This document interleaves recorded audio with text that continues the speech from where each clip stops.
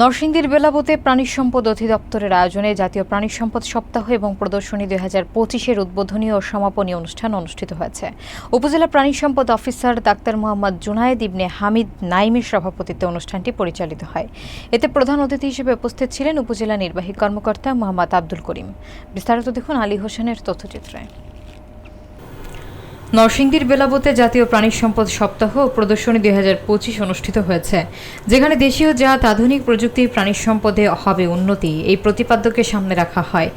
উপজেলা প্রাণী সম্পদ অফিসার ডাক্তার মোহাম্মদ জুনায়েদ ইবনে হামিদ নাইমের সভাপতিত্বে অনুষ্ঠানে উপজেলা নির্বাহী কর্মকর্তা মোহাম্মদ আব্দুল করিম প্রধান অতিথি হিসেবে উপস্থিত ছিলেন।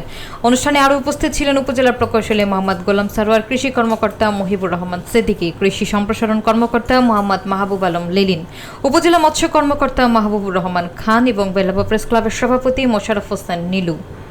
এছাড়াও উপজেলা প্রকৌশলী, কৃষি কর্মকর্তা, কৃষি সম্প্রসারণ কর্মকর্তা, উপজেলা মৎস্য কর্মকর্তা এবং স্থানীয় সাংবাদিক ও খামারিরা অংশ নেন। খামারিরা তাদের পালিত গরু, ছাগল, হাঁস, মুরগি, কুকুর, ঘোড়া এবং শৌখিন পাখি প্রদর্শন করে দর্শকদের প্রশংসা অর্জন করে। বিশেষজ্ঞরা বলেন, আধুনিক প্রযুক্তি ব্যবহার করে দেশীয় প্রজাতির প্রাণী সম্পদ চাষে উৎপাদনশীলতা এবং মান উন্নয়ন সম্ভব। এই ধরনের উদ্যোগ প্রান্তিক খামারিদেরকে প্রণোদনা যোগায় এবং স্থানীয় বাজারে নিরাপদ ও মানসম্মত প্রাণীজ পণ্যের সরবরাহ নিশ্চিত করতে সহায়ক হবে। সমগ্র অনুষ্ঠানটি প্রাণী সম্পদ উন্নয়নে নতুন দিক নির্দেশনা হিসেবে গুরুত্ব বহন করছে।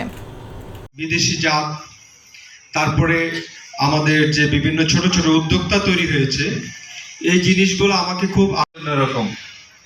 তো সেখানেই আমাদের বলা হয়েছে দেশি জাত আধুনিক প্রযুক্তি প্রাণী সম্পদের হবে উন্নতি।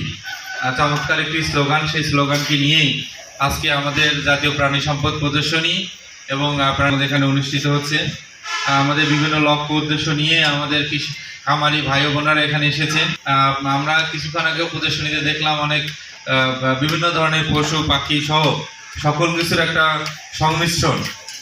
আমি একটি পরিসংখ্যান দিয়ে শুরু করি। বাংলাদেশে প্রায় 2 কোটির বেশি সারা দেশে আমাদের ডিম উৎপাদন হয়। এই ডিম যদি আমরা উৎপাদন করতে না পারতাম, আমাদের দেশে যে হারে জনসংখ্যা বৃদ্ধি পেয়েছে, তাহলে আমাদের আমিষের অনেক বড় ঘাটতি কিন্তু হয়ে যেত। তা আমাদের কিন্তু খামারিরা এখন ব্রয়লার মুরগি থেকে শুরু করে বিভিন্ন ধরনের মুরগির কিন্তু অনেক ধরনের প্রজাতির মুরগির ডিম বা হাঁস মুরগি থেকে শুরু করে পশুরও কিন্তু প্রাণীরও অনেক ধরনের ডিম কিন্তু উৎপাদিত হচ্ছে এবং সেটি আমাদের অনেক ধরনের চাহিদা পূরণ হচ্ছে।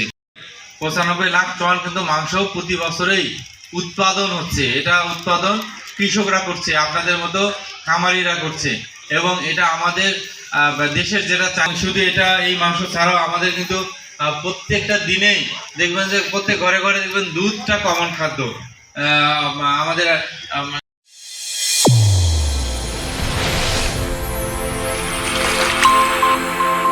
চ্যানেল A1 হৃদয়ের স্পন্দন।